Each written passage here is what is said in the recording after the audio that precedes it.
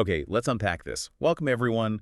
Our mission here is to take, well, what seems like a simple text and really get to the heart of it, to find those nuggets of knowledge that make you truly well-informed. And today, we're turning our attention to a chapter that, let's be honest, many of us just skim right through. We're talking about Genesis chapter 36. Oh, absolutely.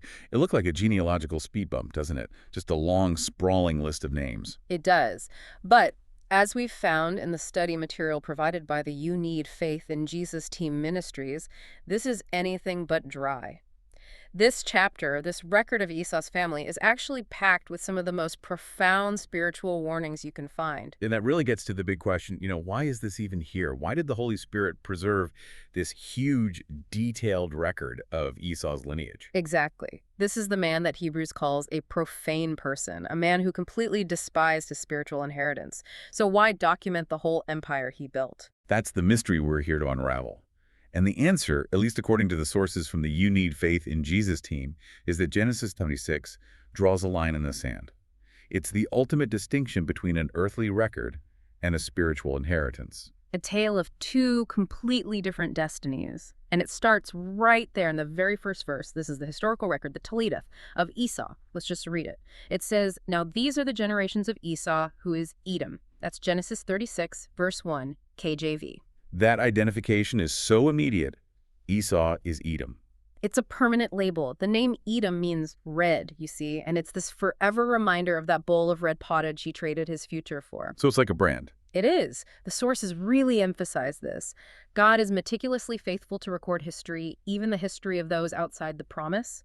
He promised Abraham nations would come from him, and here is one, a powerful earthly nation starting with Esau. So before we even get to verse 2, the big takeaway is that you can build an entire empire. You can have all the power and wealth in the world and still be forever marked by that one moment of spiritual blindness. That's it. You can have a huge place in the history books, but absolutely no share in the covenant of grace. It's a sobering way to start, isn't it? It really is. It frames this whole chapter as a warning against living for the now, for what you can see, instead of what was promised. Right. So let's look at the immediate consequences of that profanity. This brings us to his choices, especially his wives, in verses 2 through 5. This is really about the spiritual warning of the unequal yoke. And when you look at these choices, they just scream the consequences of despising the birthright. They absolutely do. If selling the birthright showed his appetite for the carnal, his marriages showed a complete lack of spiritual discernment. And the material from the Faith in Jesus team really highlights this contrast with his brother Jacob. Right. Jacob was sent on this long, difficult journey all the way to Padanaram to find a wife from his mother's family, people who understood the covenant. Yes. And what does Esau do? He just looks around Canaan and picks what looks good to him right there and then. And in doing so, he makes alliances with the very people God had already marked for judgment. It shows a complete indifference to the spiritual future of his family. That's it, exactly. Let's look at the text. Genesis 36, verse 2 in the KJV says, "Esau took his wives of the daughters of Canaan, Adah the daughter of Elon the Hittite, and Aholibamah the daughter of Anna the daughter of Zibeon the Hivite." The Hittites and the Hivites. Yeah. These are classic Canaanite tribes. Quintessential. He just completely ignored the spiritual boundaries that were set for Abraham's family. He chose convenience and local connections over covenant purity. It almost sounds less like a mistake of passion and more like a calculated political move, a way to get established quickly with the local powers. Well, that's how the carnal mind works, isn't it? It sees immediate alliance as stability. He's seeking comfort and recognition in the visible world, completely blind to the spiritual danger.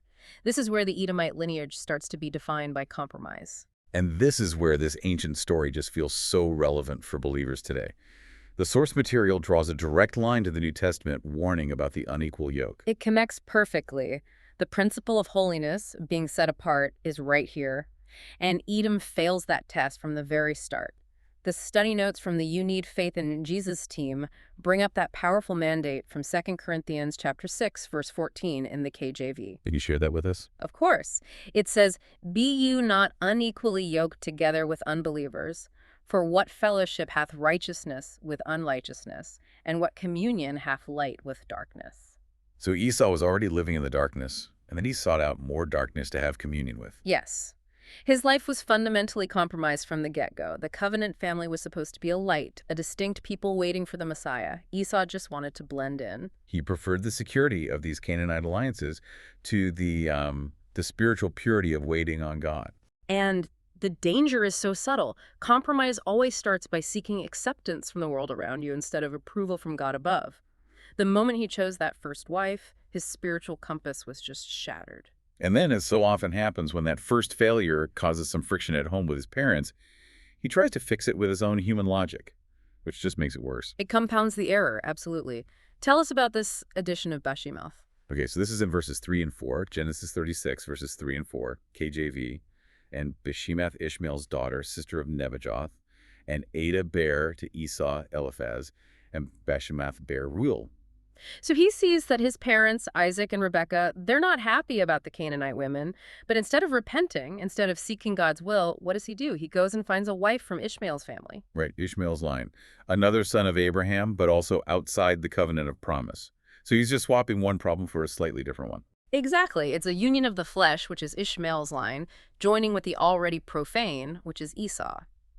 And the study material points this out as just a futile human effort to fix a deep spiritual problem. You can't clean dirty water by adding more dirty water. That's a perfect way to put it. You can't sanctify a carnal life by adding, slightly more acceptable religious connections. It doesn't work. Restoration needs real repentance, a real turning away from that path. Esau never did that. So his children are born into this compromised world, and that leads to this really surprising paradox in verse 5. This is one of the most powerful points in the whole chapter, I think. Let's read Genesis 36, verse 5, KJV. And Aholibama bare Jush, and Jalam, and Korah. These are the sons of Esau, which were born unto him in the land of Canaan. They were born in the promised land. They literally took their first breath on the soil that God covenanted to Abraham and his seed. But they were not heirs to the promise. And this is the vital distinction, you see, between physical proximity and spiritual possession.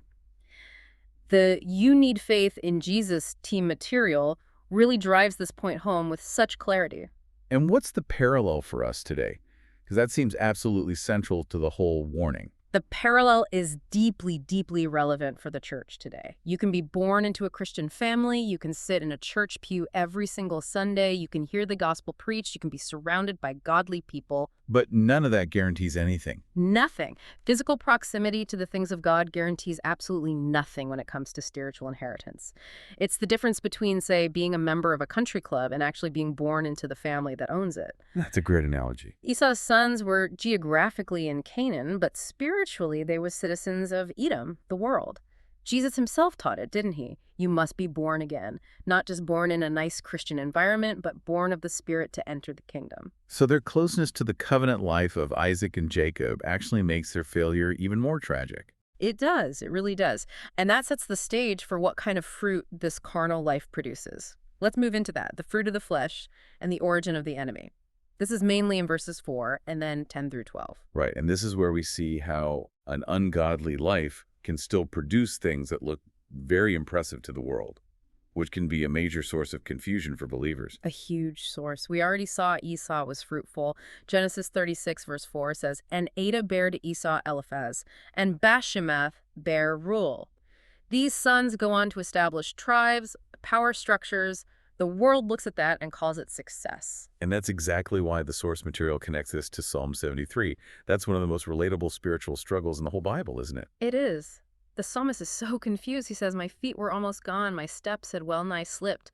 For I was envious of the foolish when I saw the prosperity of the wicked." It's the timeless question. Why does the person who rejects God seem to have such a smooth, prosperous life, while the person of faith struggles? And Genesis 36 gives us an answer. It shows God allows it. He permits the unregenerate to prosper materially in this life. Physical fruitfulness, building a dynasty, intellectual achievement, none of it is evidence of God's favor when it comes to salvation. A person can build a massive legacy and still completely lose their soul. That's the warning. We must never, ever judge God's favor by what we can see in the here and now. And the success of Edom wasn't just material, it was intellectual. It was this focus on worldly wisdom and philosophy. Oh, absolutely. Look at Eliphaz's son, Taman. In Genesis 36, verses 10 and 11, in the KJV, it says, "These are the names of Esau's sons. Eliphaz, the son of Ada, the wife of Esau. Reuel, the son of Bashemoth, the wife of Esau. And the sons of Eliphaz were Timon, Omar, Zepho, and Gatam in Kenaz. Taman, that name became synonymous with wisdom, right? So renowned that the prophet Jeremiah even references it. In Jeremiah 49:7, he asks, rhetorically, has wisdom perished from Taman? So what kind of wisdom are we talking about here? It's a high intellect, it's philosophy, sophisticated learning. But, and this is the crucial part, it's a wisdom that is completely lacking the revelation of God's redemption. So they can understand the world, but they can't understand God. Exactly. They can look at the stars, build cities, write complex laws, but they miss the core truth. And the You Need Faith in Jesus team material really warns us against this kind of intellectual pride. True wisdom, Scripture says, starts with the fear of the Lord, not with human accolades. And then this is where the chapter stops being just historical and becomes actively terrifying. The birth of Amalek, verse 12. This is it. This is the moment Esau's compromise gives birth to perpetual spiritual warfare. Genesis 36, verse 12, KJV. And Timnah was concubine to Eliphaz, Esau's son, and she bare to Eliphaz Amalek. These were the sons of Ida, Esau's wife. Amalek. Why is this specific birth so significant? Because Amalek isn't just another tribe. He becomes the arch enemy of Israel. He is the literal physical embodiment of the war between the flesh and the spirit. The Amalekites were the first nation to attack Israel after the Exodus, weren't they? They were. They attacked the weakest, the stragglers at the back. And because of that profound wickedness, God declares perpetual war on them.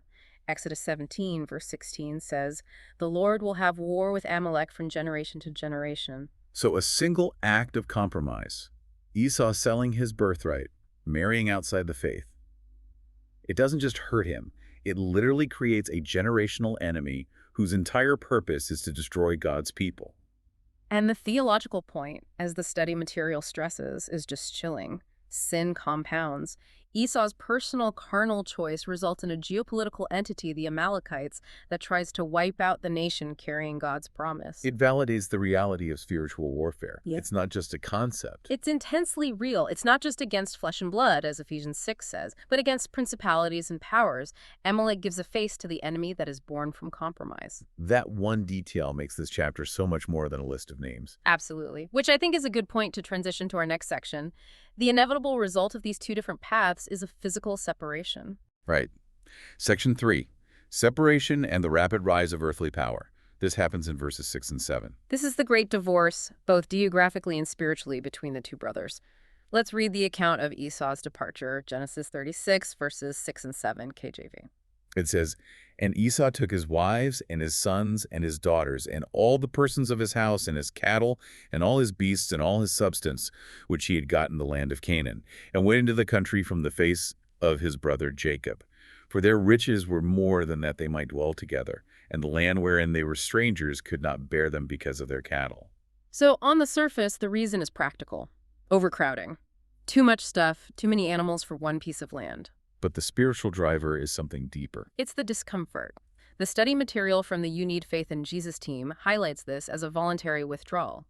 The carnal man, the man of the world, ultimately finds the presence of the spiritual man to be uncomfortable. Light and darkness just can't comfortably live together. It's fascinating that the text lists his substance first. He chose his immediate wealth, his stuff, over the promised land. He chose his current possession over his eternal promise. That's it, precisely. He wanted land and space now, freedom to manage his portfolio without the awkward spiritual accountability of living next to Jacob, the man of the promise. It's a picture of what happens when a person chooses the comforts of the world over the often narrow path of faith. It is. It's a type of that final separation of the sheep and the goats. Esau gets his reward now. He chooses Mount Seir, while Jacob stays a pilgrim in a tent looking for a better country. Esau wanted to settle and secure his domain. He wasn't looking for that city whose builder and maker is God. And he settles in Mount Seir. That name itself is symbolic, isn't it? It's tied to pride. Verse 8 confirms it. Genesis 6, verse 8, KJV. Thus dwelt Esau in Mount Seir. Esau is Edom. Mount Seir is this rugged, naturally fortified place. And the prophet Obadiah later condemns Edom for trusting in the clefts of the rock, for the pride in their hearts that made them feel untouchable. And that repetition, Esau is Edom, just cements his identity. Jacob becomes Israel, prince with God. Esau is forever the man of the earth. The red, the earthy, yes. And this settlement, it wasn't slow. The rise of this kingdom of the flesh was rapid, which we see in verses 15 through 19. While Jacob's family is still just a family, Esau is already setting up military command structures. The contrast is so stark, the world builds its power so It quickly. really does. Look at a selection from Genesis 36, verse 15 in the KJV. These were dukes of the sons of Esau. The sons of Eliphaz, the firstborn son of Esau, Duke Teman, Duke Omar, Duke Zepho, Duke Kenaz. Now that word duke, it doesn't mean what we think of today, does it? No, not at all. The Hebrew is aluf. It means chief or leader of 1,000. It's a military term. It speaks to immediate, swift, tribal, and military organization. So in one generation, they've gone from a nomadic family to a highly organized military power. The world would look at that and see incredible leadership. And that's the deceptive draw. The You Need Faith in Jesus team material really emphasizes this point. The world seeks honor from men titles, positions, rank. Edom was structured instantly around this hierarchy of power. In God's kingdom, though, the greatest is the servant of all. We're warned not to chase those worldly accolades. A powerful lesson. And it's here in verse 16 that we see the rank of their greatest enemy. Yes, another sobering detail. Genesis 36, verse 16, KJV. Duke Korah, Duke Gatam, and Duke Amalek. These are the dukes that came of Eliphaz in the land of Edom. These were the sons of Ada. Duke Amalek. So the archenemy is established as a high-ranking military commander. A leader of 1,000. Right. It shows that the opposition we face isn't disorganized. Our spiritual enemies often hold high, influential places in the world's eyes. It goes right back to Ephesians 6, wrestling against spiritual wickedness in high places. So the organization of these dukes foreshadows Edom's role later on. They're not just a nuisance, they're an organized barrier to Israel's journey. Precisely. A fortified, organized barrier designed to hinder the progress of the spirit. That analysis really highlights the immediate power structure. But let's look deeper into how he got that possession. This brings us to the integration of the Horites and this idea of divine record-keeping in verses 20 through 30. Right, the narrative shifts here to the people who were already living in Seir. And it shows how the Edomite identity was formed through conquest and blending. Look at Genesis 36, verses 20 and 21 in the KJV. It says, "These are the sons of Seir the Horite who inhabited the land, Lotan and Shobal and Zibeon and Anna and Disan and Ezer and Dishan. These are the dupes of the Horites, the children of Seir in the land of Edom." So Esau's descendants didn't find an empty land. Deuteronomy 2, verse 12 confirms they dispossessed the Horites. It was a conquest. Which shows that the rise and fall of nations is just part of fallen history. God provided a land for Esau, just not the covenanted land. Exactly. He provides temporal prosperity even to those who reject him. But it's a land taken by force and one that will eventually be lost. It's not the promised rest. What's so arresting here, though, is the level of detail God preserves about these people, the Horites, who are outside the covenant. Why dedicate space in the Bible to something like what we find about Anna in verse 24? That's a beautiful point about how the Bible is anchored in real, tangible history. Yeah. Genesis 36, verse 24, KJV. And these are the children of Zibeon, both Ajah and Anna. This was that Anna that found the mules in the wilderness as he fed the asses of Zibeon, his father. He found the mules. Some translations say hot springs, but it's a specific human discovery, an accomplishment. It shows man's ingenuity, even in his unregenerate state. He can innovate, discover resources, build things, but the theological point from the source material is so powerful. What profit is it to discover all the resources of the wilderness if you don't discover the God of the wilderness? Earthly invention is ultimately meaningless without the discovery of Christ. Precisely. Yeah. And this section really crystallizes how blended Edom's identity became, showing their total rejection of being set apart. The intermarriages. Yes. We find out that Timnah, in verse 22, the sister of a Horite duke, became Eliphaz's concubine and the mother of Amalek. And one of Esau's main wives, Aholibamah, was the daughter of Anna the Horite. So the very DNA of Edom is this complete spiritual and physical blending. It is a total rejection of holiness. The patriarchs of Israel were commanded to be separate, to be distinct. Esau did the opposite. He integrated and merged to secure earthly power. The children of this world are often wiser in their generation, right? But the believer must remain distinct. And despite all this, the very fact that God is recording these Horite dukes brings us back to divine sovereignty. God is tracking everyone. A powerful affirmation of his control over all of history. Verse 19 says, "These are the sons of Esau, who is Edom, and these are their dukes." He's precise. It confirms what Paul taught in Acts 17, that God determines the bounds of the nation's habitation. He's tracking everyone. So the fall of the Horites, as messy as it was ultimately part of God's plan to provide a place for Esau. Right. And it foreshadows the eventual judgment of Edom itself. Worldly kingdoms rise and fall. They're built on pride. And that stands in sharp contrast to the kingdom of Christ, which Daniel 2 says will stand forever. That level of detail really sets the stage for the most significant theological point in the whole chapter, which is the futility of Edom's power. Yes, let's move to that. Section 5. The futility of earthly power. The kings of Edom. This is verses 31 through 39, and verse 31 has a theological marker that unlocks the whole warning. What does it say? Genesis 36, verse 31, KJV.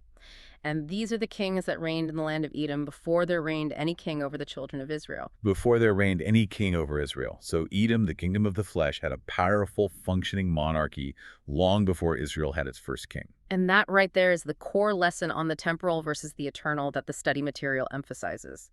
The world, driven by the flesh, matures quickly. It builds its power structures, its military, its organizations almost instantly. Edom had 8 kings in a row before Israel even asked for King Saul. Why is the flesh so much quicker to establish that kind of power? Because the flesh needs visible authority. It needs immediate results. Edom needed a king because they didn't submit to the divine king. They needed a human ruler to secure their possession. The spiritual life, on the other hand, requires patience, suffering, humility. Those things are slow to mature. And that's the trap Israel fell into later, wasn't it? They wanted a king like all the nations. They wanted to be like Edom, essentially. They preferred the immediate power of a human king over the patience of trusting the unseen King of Kings. We should never, as believers, envy the world's rapid success because that stability is often rooted in rejecting God.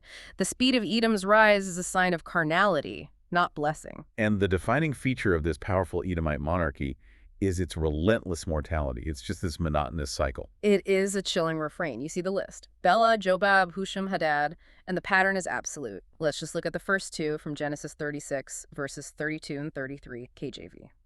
And Bela, the son of Beor, reigned in Edom, and Bela died. And Jobab, the son of Zerah of Bozrah, reigned in his stead. And Bela died, and Jobab died, and Husham died. It's the summary of all unredeemed power, isn't it? It's the ultimate futility. It doesn't matter how great the king or how strong his city, death is the final master.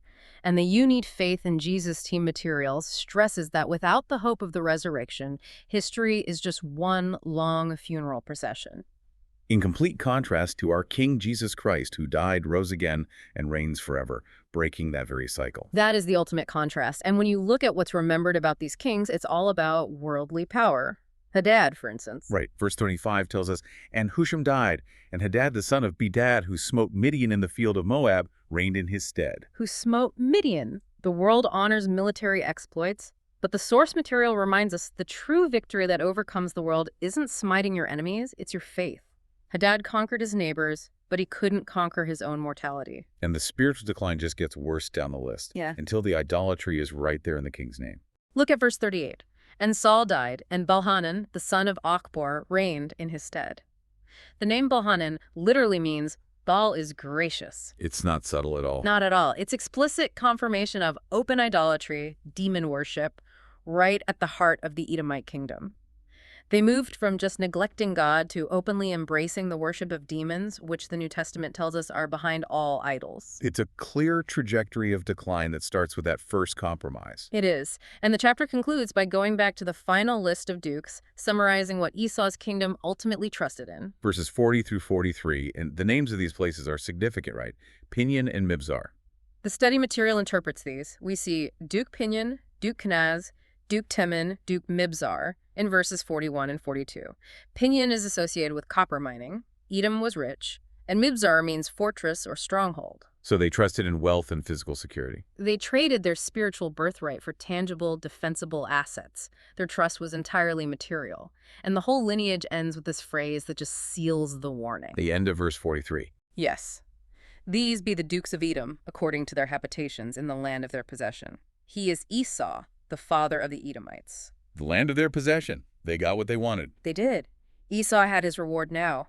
Contrast that with Jacob, the sojourner, looking for a future possession. And the You Need Faith in Jesus team just forces us to confront that question from Christ. What shall it profit a man if he shall gain the whole world and lose his own soul? That's the choice. Esau, who lived for the tangible present, or Jacob, who lived for the unseen promise. It makes Genesis chapter 6 an active warning, not a passive history lesson. It really does. So let's transition now to synthesizing all of this. Section 6, theological truths and practical application. We can really boil down the message of Edom into 5 core theological truths. First, divine sovereignty. God controls all of history, even that of nations hostile to his people. Second, the danger of the unequal yoke. Esau's fall began with worldly alliances, teaching us the necessity of separation. Third, the temporal versus the eternal. The quick maturity of the flesh, Edom's kings, contrasts with the patient growth of the spirit. We must resist envying the world's success. Fourth, spiritual warfare. The lineage produced Amalek, the generational enemy, confirming that our conflict is real and organized. And finally, fifth, the futility of earthly power. That refrain, "and he died," shows the absolute mortality of man and points us to our desperate need for the eternal King, Jesus. In bringing this home, the You Need Faith in Jesus team material really forces a choice on the listener. Are you on the way of Esau, the way of immediate satisfaction, or the way of Jacob, the way of patient endurance for the promise? And the warning is critical because our world glorifies the spirit of Edom. It's so easy to look at the powerful, the ungodly, who seem to have it all together, the Edoms of our time, and envy their stability. They have their kings and their possessions right now. And the path of faith often feels like dwelling in a tent, like a pilgrim, while the world is building fortresses. We can't seek the crown before the cross. And to guard against this spirit, the study notes give us specific, actionable steps. So what are those practical things we should commit to taking away from Genesis 36? First, we have to guard our hearts against pride and self-sufficiency. We have to actively resist trusting in our earthly fortresses, whether that's our bank account, our career, our health, or anything else we build for security. That's the modern Mount Seir. Second, Reject compromise. Actively separate from the culture's standards. Refuse to be blended in like Esau with his wives. We are called to be distinct, to be set apart in our values and our allegiance to Christ. third, endure and wait for the promise. We have to refuse to settle for the temporary comforts of Seir. We must choose the path of patience, embracing our status as sojourners who are waiting for Christ's return and our true inheritance. And finally, fourth, trust only in the King of Kings. We have to constantly recognize that while the world gets its temporary, mortal kings first, we trust in the one King who broke the cycle of death and reigns forever. Our confidence has to be in the living Lord, not in the dying structures of this age. Those are profound lessons from a chapter most people just skip over. The value of studying Genesis 36, especially with the insights from the You Need Faith in Jesus team, is just so clear. It turns a list of names into a spiritual roadmap. A roadmap away from carnal comfort and toward the enduring promise. And we spent a lot of time on how Edom trusted in their assets, the wealth of Pinion, the security of Mibzar. They had their possession and they died. So here's the final thought for you to carry with you this week, building on all this. Let's hear it. What temporary possession or fortress in your own life, that thing you cling to for security or identity, be it a job title, a relationship, a financial plan, what is it that you might be clinging to today that's preventing you from truly living like a pilgrim, looking for that city which hath foundations, whose builder and maker is God? A deeply searching thought to end on. We encourage you to open your scriptures, to explore these verses for yourself, and we invite you back for our next study. God bless.